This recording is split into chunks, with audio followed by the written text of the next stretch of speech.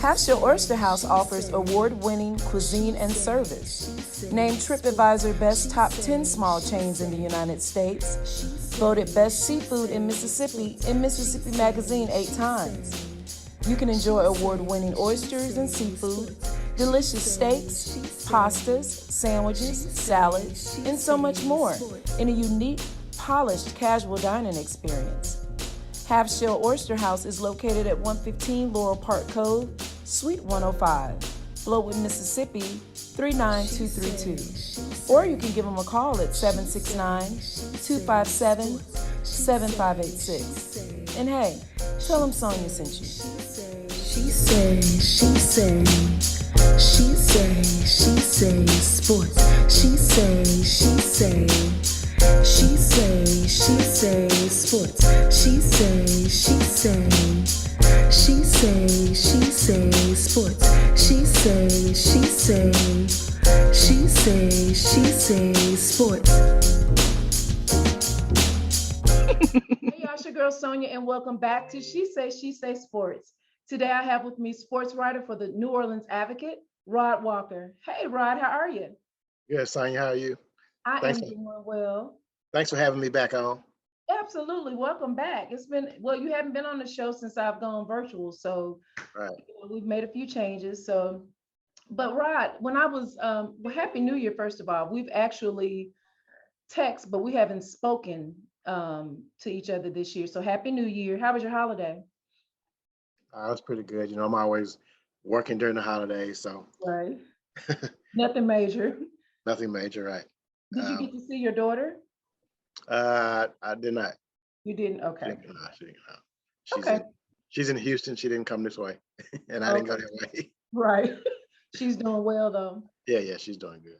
Good.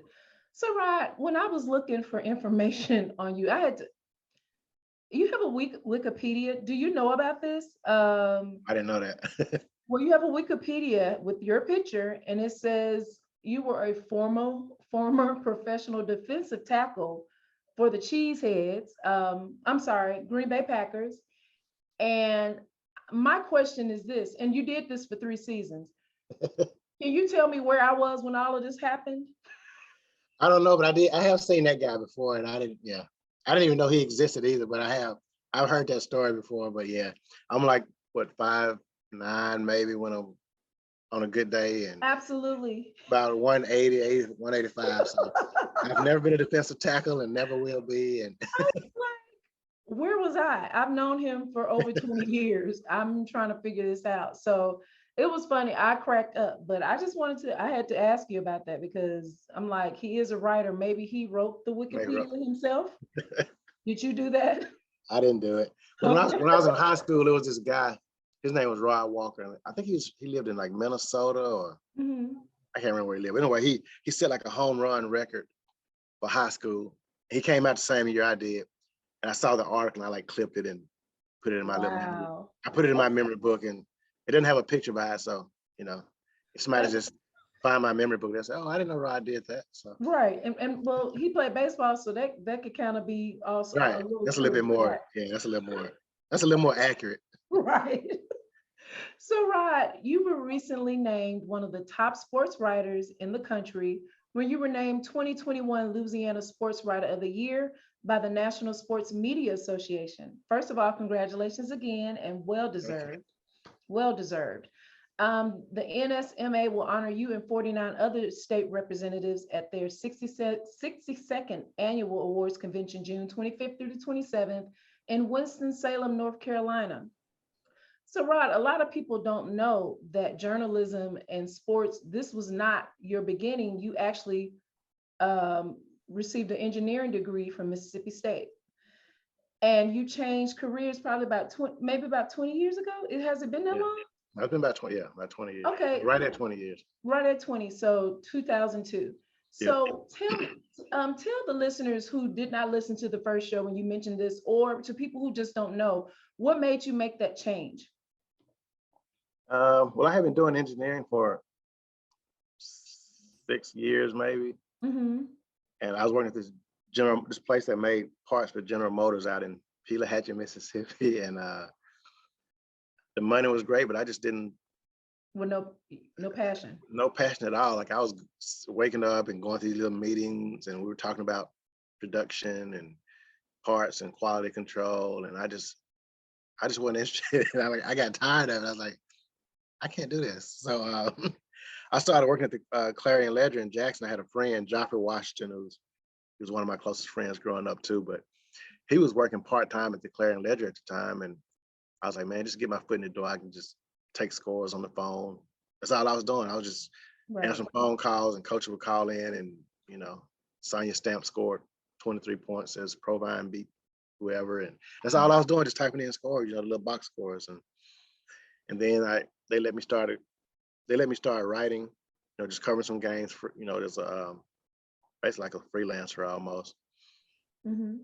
They liked my work in that. And then the Clarion Ledger started this little weekly paper in Madison County called the Madison County Herald.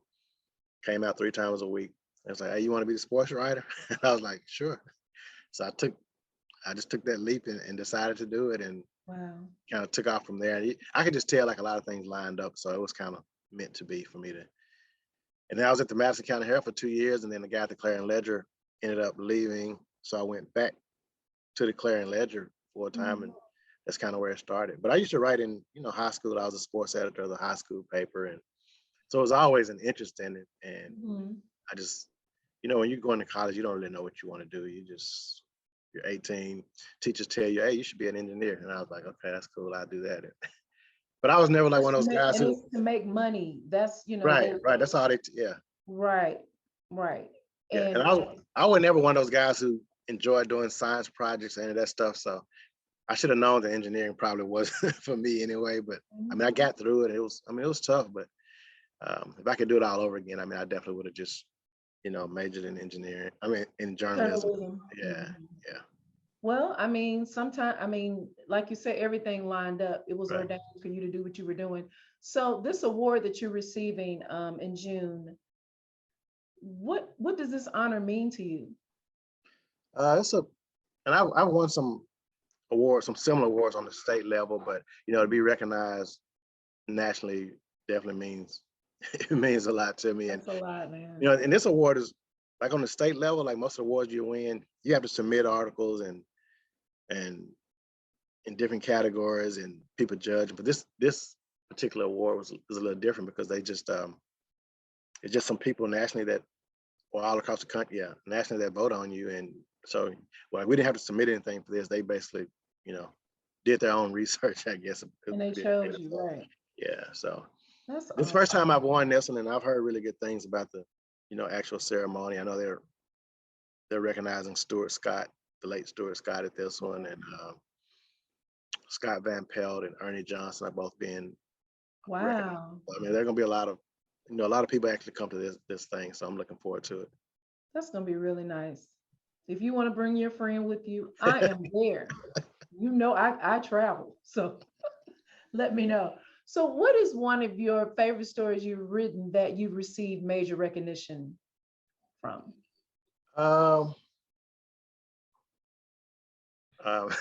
That's a tough question. You're talking about 20 years worth of stories, Sonia. I mean, I said one of your favorite.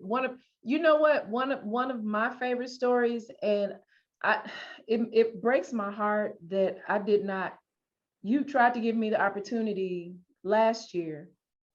Your story came, you know, it somehow, I think you brought it was a throwback. You pulled it up last year on Miss Lucia. Oh yeah. That's one of my favorite stories and that was my first time like really hearing her full story. And you was like, well, you want to interview her? And I was like, you remember I said, I don't know what to say. That was so odd for me. I'm so angry that I didn't do that because I had the opportunity to do it. And I don't know if you saw Queen of Basketball yet, the documentary. Yeah, I did see it. It was excellent. It was really, really good. It was really good, but that's my favorite story. One of my favorite stories by you. Yeah, that story it just kind of worked out because I mean, I was here in New Orleans and the New Orleans Jazz is who drafted her. And it was just the anniversary of that draft. And I was like, you know what? I should just talk to her and like tell people there's an airplane flying over. I don't know if you hear it, but I don't. Okay. But anyway, I just wanted to tell people that story because a lot of people didn't know. So I mean, that would definitely be up there. I won an award for this story I did on this. It was just this kid who, he was a high school kid, and he kind of overcame a lot. And those stories, to me, a lot of times my favorite stories are the ones that people that you don't know, but they just, they overcame a lot. And Right. there was a kid up in Ruleville, Mississippi, Robert Cassidy, who got paralyzed playing football. And he's like, guy, this was back in 2005, 6, I can't remember what year it was. And he got paralyzed on the first play of the game. He had never played football. He was always like a basketball guy. He decided to try for football. He got paralyzed on the opening kickoff. And just his story. And I remember going to the hospital. The game was on a Friday. They flew him to Jackson. I went to the hospital that Saturday morning, and he had a smile on his face. And me and we've stayed close this entire time. We don't talk as much as we used to. He'll get on me for that.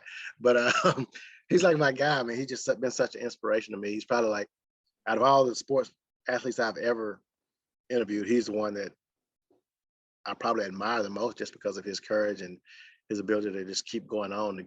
He got that accident happened when he was 16 or 17. I mean, Robertson is, I think he's probably 30 or something now, close to 30. He went off to college. He went to Delta State. He plays the Alpha. He So he's a frat too. Yeah, my frat too. Yeah, I mean, he just, he's doing real estate. He's doing some photography. I mean, he's just kind of my guy. So, stories like that you always like. And then I've written some stuff on some social justice pieces that I was really proud of, because there's not a lot of us in this industry. So just, I know that I have to be that voice, and because if I don't say it, nobody will. I mean, even the other day I wrote something about the NFL coaching situation, and because nobody else really wants to write that story. So I mean, we have to write it, or it won't be, nobody will speak up for us. So that's true. That's true. So and you get a lot of racist and hate emails from when you write. Like, I know they're coming. Like, whenever I do it. Are you serious? Oh yeah, all the time. Yeah, I usually like save them just so I can go back and read them every now and then. But yeah, that's just a part of it. I mean, you're gonna get it, and usually it's gonna be some anonymous person. They won't say their names, but that's just a part of it. Wow, interesting. And we will talk more in detail about Brian Flores. Is there anything that you haven't written that you would like to write about, or somebody, or I know you work for the New Orleans Advocate, but I didn't know if you can write about other people in different cities or whatever. Yeah, that's the tough part about working for a paper in a city like this, or just a specific city period, is you always have to try to find some type of New Orleans or Louisiana angle, and even the Lucia Harris thing. Like, if I was in Atlanta, I don't know how I would have written that story, because I wouldn't really had a way to tie it in. But exactly. So it just happened to work out that New Orleans is who drafted her. So, but yeah, I think for the most part, if it's a story that I want to do, I can typically try to find some kind of New Orleans angle. And that was the thing about living in Mississippi. Like, there were just so many stories in Mississippi that have been untold. Yeah, you just always, every Super Bowl, there's just always gonna be a Mississippi angle. And that's something that my friend Rick Cleveland's like really good at, finding those kind of stories too. I mean, he'll find somebody like, I had no idea this person was from Belzoni or wherever it is, Right. That's true. That's true. So just think, had you not followed your passion, we wouldn't know how brilliant. Well, I kind of know, because we was in Bible school together. But anyway, how brilliant you are, and that you were a defensive tackle. We wouldn't have never known this. This is amazing. I'm so glad that you did. What would you say to someone who's in a career that they're not really happy in, kind of like your situation that you were in, but wanting to move towards their passion? What would you say to them? I would just say, go for it. But you have to make sure that you can afford to do it. And, Right. There are some risks involved, and being transparent. I was married at the time, so I was able to sacrifice because there was a decrease in salary going from engineering to journalism. I was able to kind of, work back up, but I was married at the time. So, we had two incomes. That helped. Yeah, because if I wasn't, I guess I still would have probably done it, but it would have been, it'd have been a lot harder for me. I'd had to make some real sacrifice. Like, I probably would have had to work 2 or 3 jobs. I don't know. It'd have been tough Right. at first. So Right. there's definitely some risk involved in it. And yeah. But again, I think I sort of knew it's what I was supposed to be doing. And it seemed like I was, even from the start, like people were liking my work. So I was like, okay, this is what I'm supposed to be doing. So that helped. Yeah, that does help when you get a little nudge from Yeah. people. However, if it's what you're passionate about and you feel like God told you to do it, sometimes everybody is not going to give you the nudge. So you have Right. to, it's not for people, it's Right. what you're supposed to do. So, but I do give, that does help a lot. Right. It really does. So, Right. Rod, last month, the Saints, former head coach Sean Payton retired after 22 years with the Saints, a stellar career with the Saints. He actually helped them bring their first championship to New Orleans. And earlier last week, the Saints named Dennis Allen as their new head coach.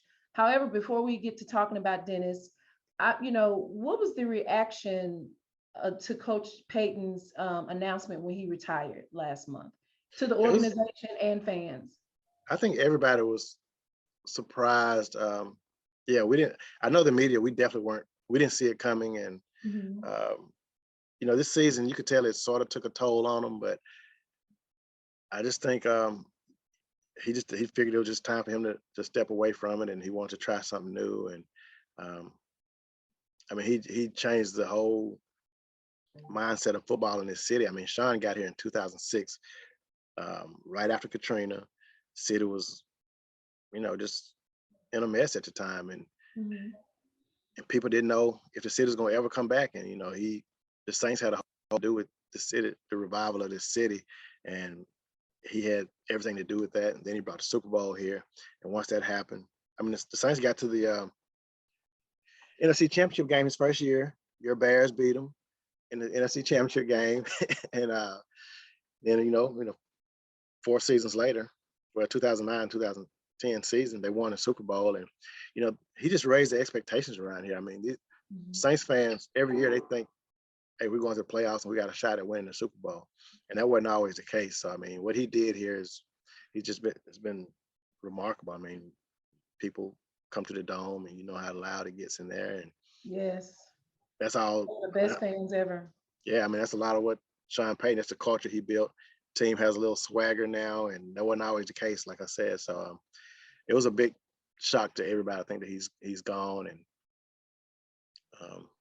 but I mean, again, he had a stellar career, and we'll see what's next for him. He says he wants to try TV, which I think he'll probably be doing next season. And who knows, he'll get back into coaching. A lot of times John Madden went to TV, never came back to coaching. Bill Cowher went to TV, and everybody said, oh, he'll be coaching, and he never went back. I mean, when you're on TV, you're getting all that money. You're still around the game. And you're not it's working, less stress. and you're not working 90 hours a week or 100 hours a week. I mean, so I think a lot of times when they get into it, they're like, you know what? I can just do this. This is much better than the stress of trying to coach a football team and working 365 days a year. So, I mean, he says he doesn't know what his next move is. Everybody speculates that he'll end up coming back coaching, but I really think that, once he gets in TV, I think he'll be like, yeah, I think this is what I want to do. Well, it's been rumors that he may go to the Cowboys. Yeah. How bananas would that be? Because that's one of their biggest rivals. Oh yeah, we had a dinner with Sean, like a farewell dinner where he treated the media, and that was nice. And a lot of people, it was just local media here, and a lot of people were like, "Don't go to the Cowboys." And what did he say? Just laughing. Yeah, he just kind of laughed. But since he's been here, that rumor would come out every year. Like people would speculate that, yeah, he's going there. That's where he was. But when the Saints hired him, he was a coordinator there, and still has a home in Texas. So people just kind of assume that's the next move for him. And obviously, if the Cowboys struggle this year or don't reach their potential, who knows? They may at least try.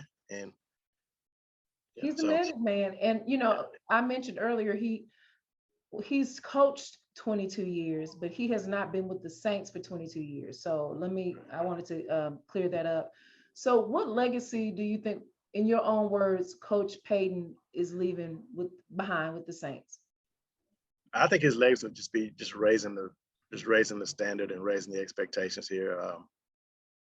Again, I mean, this is a team that, they've made a new hire, and people here aren't expecting a drop off because of the culture he's built. And so I think that's going to be his legacy, and just bringing this city, back to normal One more after thing, after the storm. right? Do you think, and I should have asked you this before that, do you think him leaving had a lot to do with Drew Brees being gone as well? And with the struggles that, I mean, even though they had a pretty decent season, they had some struggles, and then his right-hand man was gone. Yeah, I mean, the offense was pretty bad this year, especially, I mean, once Jameis went down, they really, I mean, they were 5-2 with Jameis as quarterback. He got hurt, and then they had a 5-game losing streak during the season, which they had never had before. Right.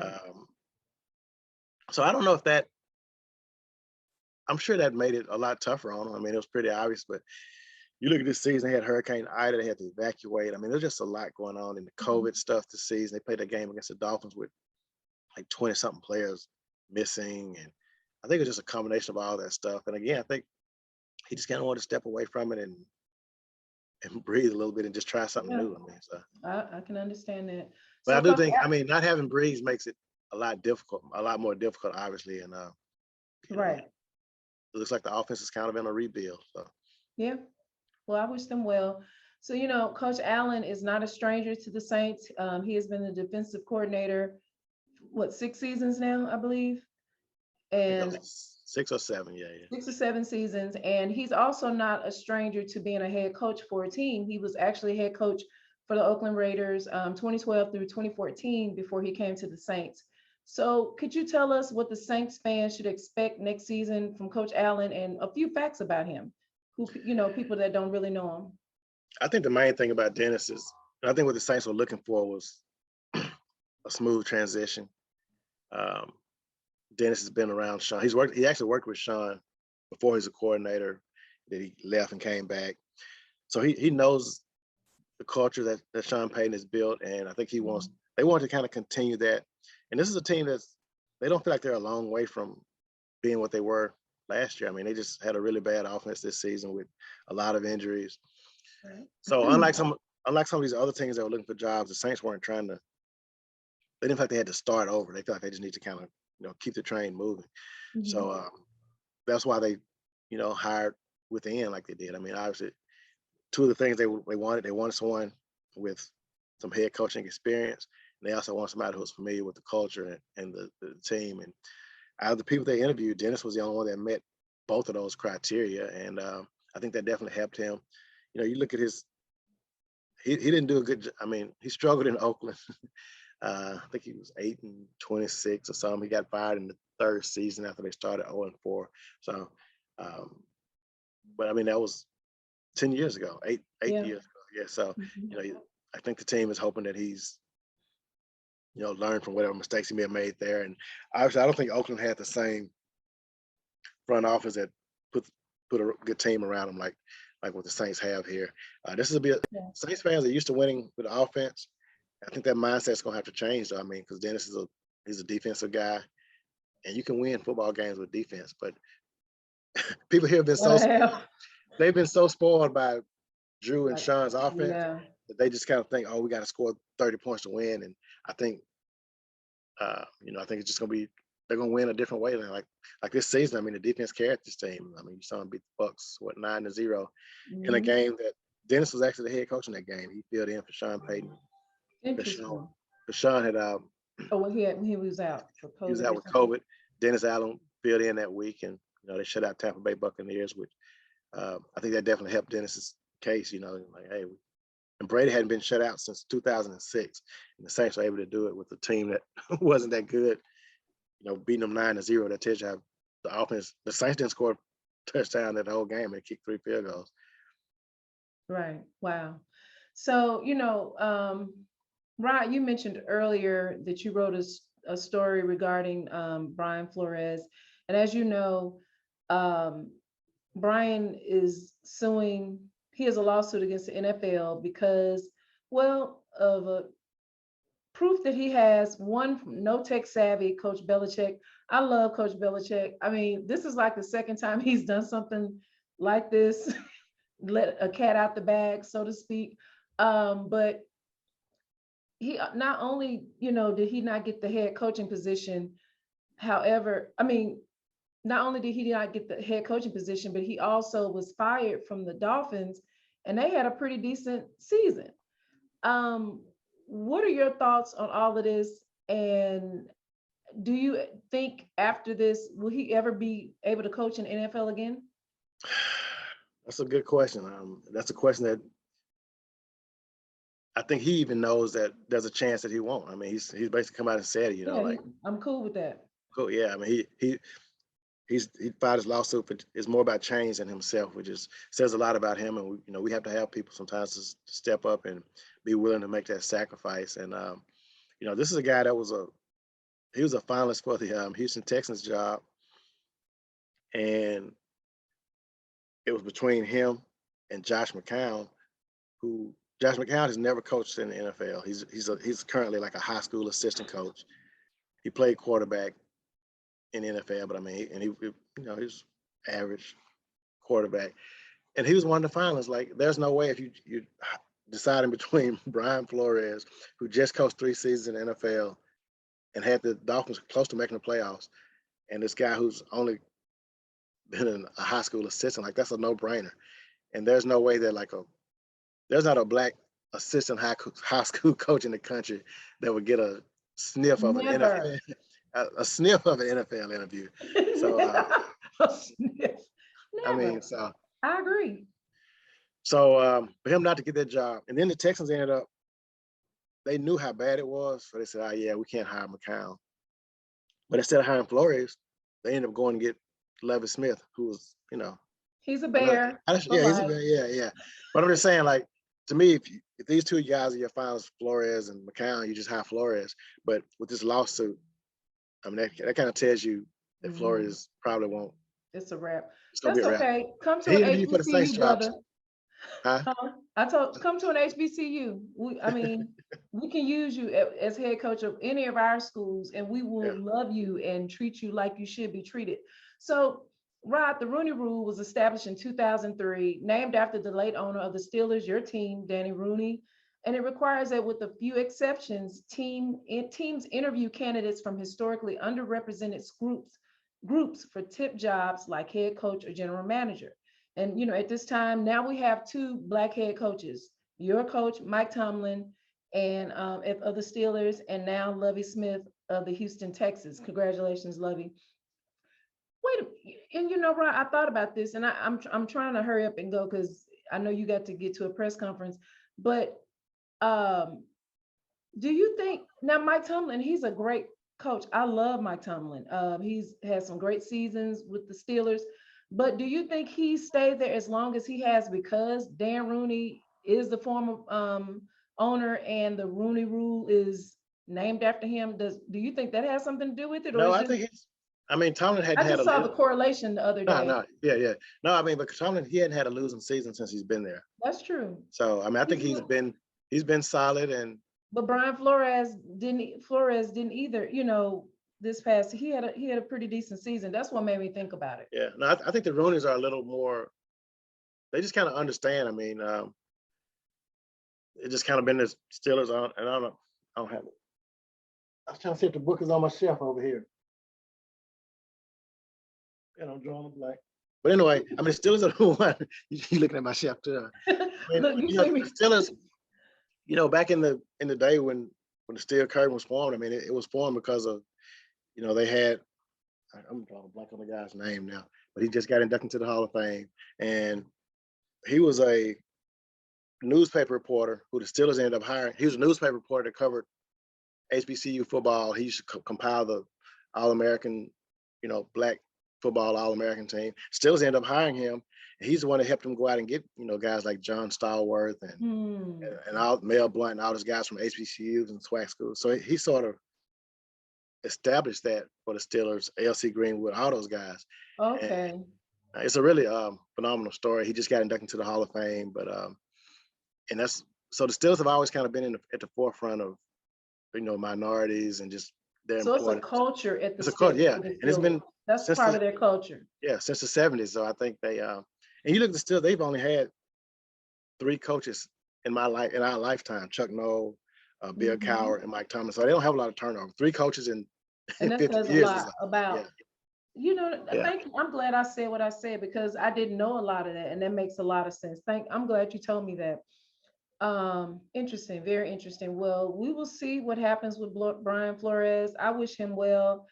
I'm like you, he's doing it to make a statement, not to get his job back, but to make a statement and move on. And they need to pay this man, and so he can come on and work for us, work for his people, for the HBCU. So not his people, let me stop. But for just come and coach, brother. You good. You good. And Somewhere. I know we'll see if he gets a coordinator job. I mean, he shouldn't have to. I mean, you've been a head coach and you were, he had a 500 record pretty. I think it's 24-25 or whatever. Yeah. But so he shouldn't have to go down to be a coordinator. I mean, he should be a head coach. A head coach, absolutely. So Rob, before I let you go, and thank you so much for joining the show. This has been a pleasure. I play a game called You Can Get With This or You Can Get With That. And what that is, no, it's easy. What it is, it's a way for me and the listeners to get to know the guests better. So I'll ask you a few questions. Why are you smiling? And you choose the one that best fits you. It's easy. Nothing is wrong. Okay. So since you're in Louisiana now, you prefer crawfish or crab legs? Crawfish. Boo. But I'm not a huge fan of. No, I mean, I like them. I like both of them. I prefer crawfish, but to me, it's like a lot of work. Like when I'm eating, Yes. I don't really want to do all that work. I just want to eat my food. Like it's just a lot for me. Well, I just started eating crab legs maybe 3 or 4 years ago. It is a lot of work, but I love them. Oh, especially the sauce it's in. That's what gets me. Right. Are you a visual learner or a verbal learner? Probably visual. Mm-hmm. I guess. Yeah. Yeah. Analytically, yeah, I'm more of a visual because I'm thinking engineering. You're probably both, but more visual. Okay. You prefer raises or bonuses on your job? Probably raises. Same here, but I love those bonuses. Yeah. You prefer growth or security? Probably security. Mm-hmm. Yeah. I think I kind of get in my little comfort zone, and I just like to be. Yeah. I just like to know that everything's gonna be all right. Yeah. Right. Yeah. It's less stressful to me. Yeah. I get that. Well, at one time you preferred growth because you left engineering to do journalism. So your security was, you prefer intense pain for 10 minutes or dull pain for 1 day? Ooh, that's a good question. So think about intense pain. You have a toothache for 10 minutes. That hurts. Yeah, I think I take the dull pain. Yeah. Versus a dull headache all day. I take the dull headache because I had a wisdom tooth. This was last April. That was like the worst pain, and I've torn an ACL. I've broken both of my wrists. That wisdom tooth. That wisdom tooth, like keeping me up at night. Like that was like I couldn't believe. Like that's the worst feeling in the world. Yeah, it really is. You prefer a time machine or a magic wand? Time machine gonna take you back. Magic wand right now. Oh, magic wand. Really? So you would never want to go back to fix anything? No, because I think everything for me seems to work out anyway. So you can try to fix it, but I think eventually you're gonna get on the right. You're gonna get where you're supposed to be. Absolutely. I agree. I'm gonna see if you really my brother. You prefer, oh God, please get this right. Grits with salt or grits with sugar? Salt. You better. I don't know if I've even had, I see people debating about that all the time. And I don't even know what they're talking about really. Because I don't know if or maybe somebody's made grits with sugar and I just didn't know it, but. When I was little, my grandmother, I was small, I think just to get me to eat it, she would put sugar on it when I was a little girl. But as I got probably like 9 or 10, I preferred salt. I was like, I don't want no sugar. That's nasty, So I prefer. I'm a huge grits fan though. That's Yes. that's like my favorite. No, Like, you make I me can make grits. some mean grit. That's my thing. That's my stuff right there. I love I'm the grits. same way. They got to be creamy and they got to be right. It just got to be perfect. Yeah. Now that you're in New Orleans, you prefer the zoo or aquarium? I've been here 8 years and I've never been to either one of them. What? I haven't. I've been to the insect museum, but I've never been to the zoo. Never been to Insect museum. It's like right by the aquarium, actually. Well, not right by, but like, yeah. Ooh. But if I had a choice, I would definitely say the zoo. Okay, the zoo. think. Okay. I don't know. I went to the aquarium in Atlanta. It was really nice though. But yeah, like to me, like it's crazy. I've been here 8 years and I've never been to the zoo like that. To me, that would be like a perfect date on a beautiful day. Exactly. I've never You done it. gotta go. You have to go. I'm doing that this spring. Okay, good job. Take a nice girl, be like, let's go to the aquarium, and then take her to get some crawfish. Ugh. Anyway, wings or rotel dip for Super Bowl, since Super Bowl is coming up. Ooh. I like wings a lot, so I probably say wings, but I'm not a good cook at all. But rotel is like one of your favorites. Like it was like the one thing that I could actually like. My ex-sister-in-law like gave me a recipe years ago, and I was able to like do it. So you use sausage with it? Yeah. Okay. Oh, okay. You know what you're doing. Yeah. I only made it like 2 or 3 times, and it was actually pretty good, I thought. Last one, and you are horrible at both sometimes. Do you prefer calling or texting? Oh my God, y'all. He is, when I say horrible, I've had to go on his Facebook page and be like, Rod, call me. But you're not the only person to say that. Like, I know. Everybody will say that. Everybody. It's really bad. It's really bad. No, it is. Which one do you prefer? Oh, texting for sure. But I think it's because I'm always doing so much stuff. And I know. It's easier for me to like just text instead of like, because I can text and still write or text and do some other stuff. But you don't text days. I be texting about business, boo. If you text me one time and I don't see it or don't respond right away, you just have to like just keep on pounding me across the head. I guess. Whatever. I know you want to feel like you worrying somebody, but you're not. So just keep on doing it. I'm telling you. I know you be busy. I know you be busy. Trust me, I do. Thank you, Rod, for joining me on the show today. Please tell the listeners how they can follow you on social media and reach your stories.